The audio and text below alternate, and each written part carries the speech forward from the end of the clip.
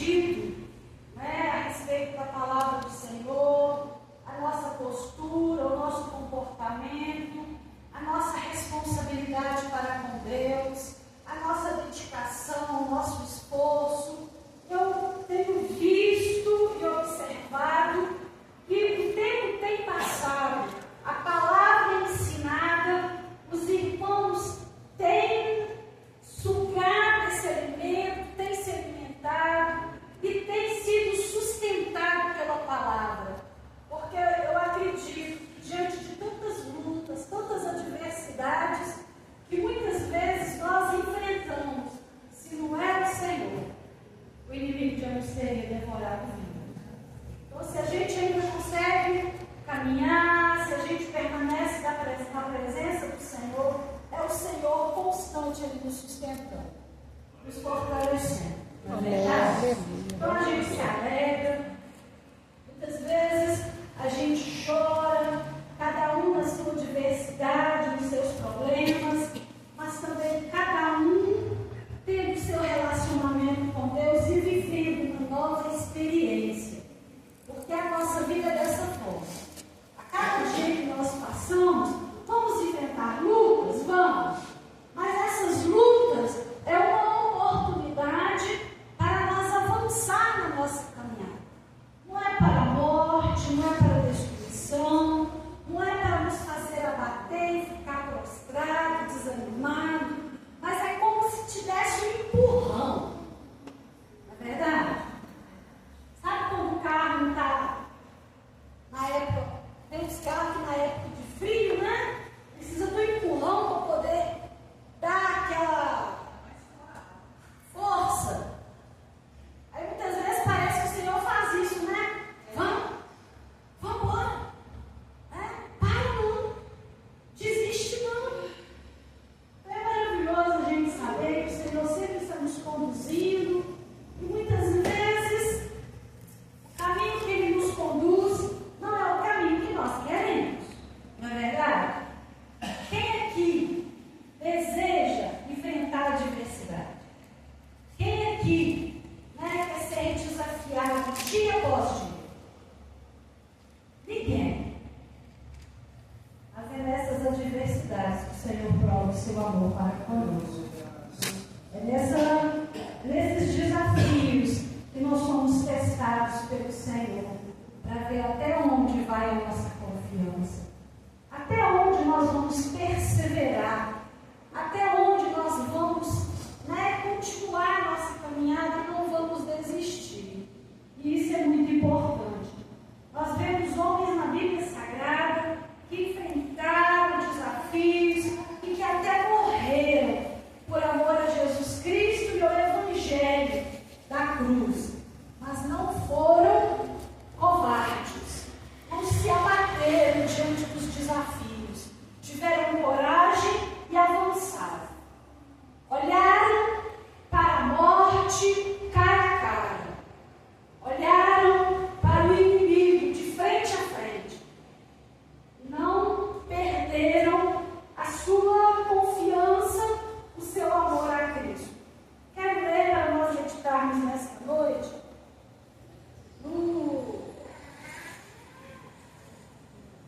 no livro de 2 Pedro, capítulo 3, o versículo 8 e o 9, para que a gente possa refletir nessa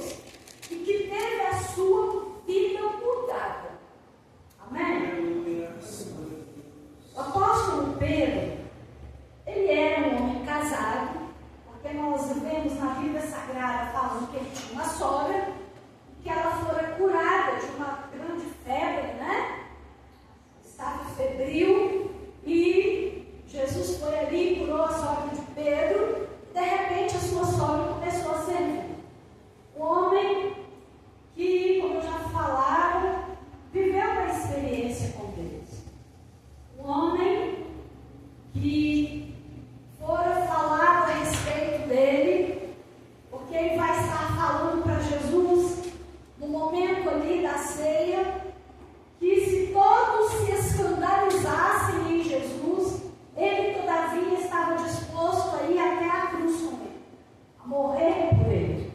E a gente vai ver que o próprio Jesus vai estar falando para ele, que naquela mesma noite ele iria estar traindo Jesus, estaria negando Jesus. E aqui eu acredito que não foi muito fácil para o apóstolo Pedro, porque conhecer Jesus como Pedro conheceu, andar com Jesus e vivenciar todos os momentos em que Pedro conseguiu ver Jesus realizando milagres, né? Aquele momento em que Pedro estava no barco em uma grande tempestade e Jesus vindo por sobre as águas do mar, e ele ter o privilégio de caminhar por sobre as águas e ir encontrar com Jesus. Um caso inédito. Você pode ler a Bíblia de Gênesis a Apocalipse. Você nunca vai ouvir falar de um outro homem que viveu essa experiência. Nós vamos ver Pedro vendo Jesus, porque ele estava ali presente quando Jesus ressuscitou a filha daquele homem importante chamado Jairo. Ele viu a moça, ou por que não dizer a menina de 12 anos, estava morta, já estava, o seu espírito já havia sido retirado do seu corpo. Ele estava inerte em uma cama. E ele ali presente, ele viu Jesus falando: Talita cumi, levanta. Ele ouviu Jesus dando a ordem para a morte ir embora e a vida voltar no corpo daquela Glória menina. a Deus, aleluia. Ele viveu isso, experimentou. E aquele momento em que ele vivencia, se cumprindo a palavra de Jesus na vida dele, ele negando, né? Eu acredito que aquilo ali arrasou a vida daquele homem. Ele se sentiu um traidor, um falsificador, um mentiroso. Tanto é que a gente vai ver que enquanto Jesus era levado, Pedro de longe observava, preocupado com o que iria acontecer com Jesus. Mas ele, como é tremendo o amor de Deus para conosco. Amém, glória a Deus. Depois da morte e ressurreição, o que Jesus vai fazer com aquele homem é extraordinário. É o que muitas vezes ele faz comigo e faz com você. Porque quantas vezes a gente desliza na nossa caminhada, na nossa fé, muitas vezes a gente falha, a gente fraqueja, e quantas vezes o Senhor ele volta, ele vem ao nosso encontro para tratar comigo e com você coisas que só eu e você sabemos. Só eu e você sabemos. Ele vem para poder tratar comigo, tratar com você, tratar conosco e reafirmar o seu amor e a sua fidelidade para comigo, para Glória a você. Deus, aleluia. E foi isso que ele fez quando ele vai até lá na praia e Pedro, João, Tiago estavam lá no barco pescando. E quando Pedro ele vê, fica sabendo que era Jesus que estava na praia, faltava ainda 300 metros de distância para chegar à praia. Ele não suportando o momento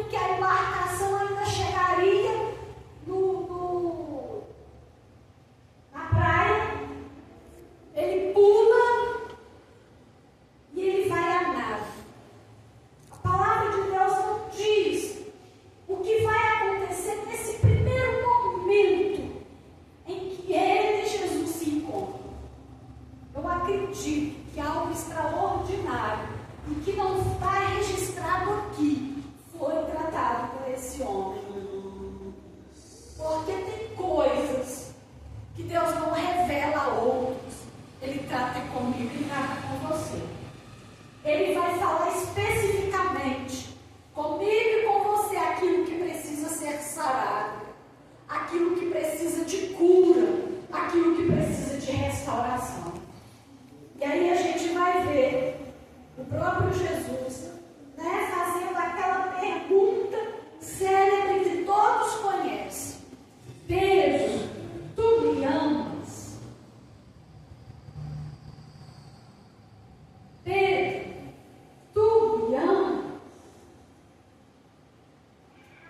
Pedro, tu me amas de verdade, Pedro? Essa é uma resposta que só eu e você. Jesus perguntou para Pedro. E ele respondeu. Mas aqui nesta noite, essa palavra também é para nós, na atualidade. Até que ponto eu amo o Senhor? Até onde vai o meu amor por Cristo pela mensagem da cruz? Será que amamos mesmo em atitudes ou simplesmente usamos o verbo amar? Eu amo o Senhor. Simplesmente porque é fácil falar. Agora, viver esse amor é diferente. Viver esse amor é se relacionar, é renunciar à sua própria vontade, o seu ego, o seu querer, é deixar a minha vontade de lado para cumprir a vontade daquele que é superior a todas as coisas. Amém. E aí a gente vê que já neste momento da nossa leitura, este mesmo homem, já um homem mais maduro, mais vivenciado, um homem que já tinha um relacionamento assim mais profundo, porque muitas vezes no início da nossa caminhada é como quando você entra em um rio, não é? Ou por que não dizer em uma praia? No primeiro momento você só molha os pés, não é? Mas de acordo com o que você vai andando, aquela água, ela começa a subir. E de acordo com o que você vai, quanto mais você vai caminhando, daqui a pouco você não consegue mais andar, porque a água já está na sua cintura. Aí daqui a pouco, a água já está aqui na altura do ombro. E aí? Não dá mais para andar. Você já tem que estar abraçado. A nossa vida é dessa forma. Muitas vezes o nosso relacionamento com Deus ainda ele é raso. Só está molhando os nossos pés. Mas nós precisamos de nos aproximar mais de um relacionamento abraçadas. Um relacionamento que nos conduz a um outro nível, a um outro patamar. De mais afinidade, de mais compromisso.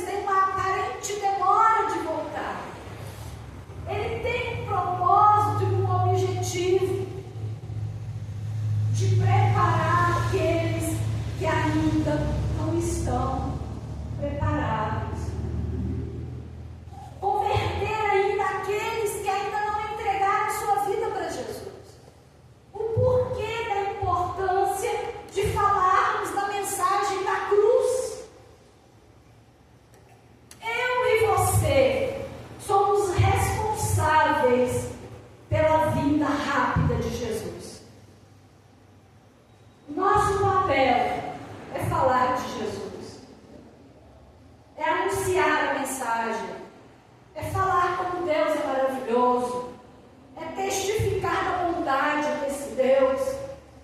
E se nós não fizermos isso, mais ainda vai demorar, porque nós não estamos cumprindo o nosso papel e nem a nossa missão como igreja de Jesus Cristo. Deus tem bênçãos e grandes bênçãos para o seu povo, mas a maior preocupação de Deus neste exato momento é que vidas venham ser transformadas pelo poder do Evangelho. E por quê? Porque justamente neste momento em que nós estamos aqui, milhares e milhares de pessoas estão morrendo sem salvação. Estão se perdendo para toda a eternidade. Não tem mais volta, é um caminho sem volta. E o que muitas vezes estamos fazendo para levar essa mensagem? O que estamos fazendo? Precisamos mover mais, orar mais, interceder mais.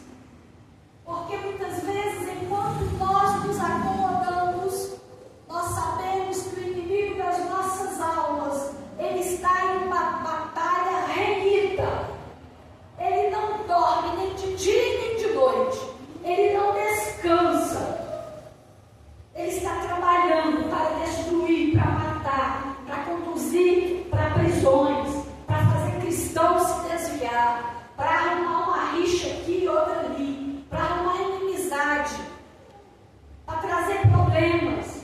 Mas nós precisamos cortar, quebrar todas essas barreiras, todos esses problemas em um grito, em um clamor, gritando e clamando por misericórdia, porque só o Senhor para poder vencer batalhas, só o Senhor para poder vir com livramentos.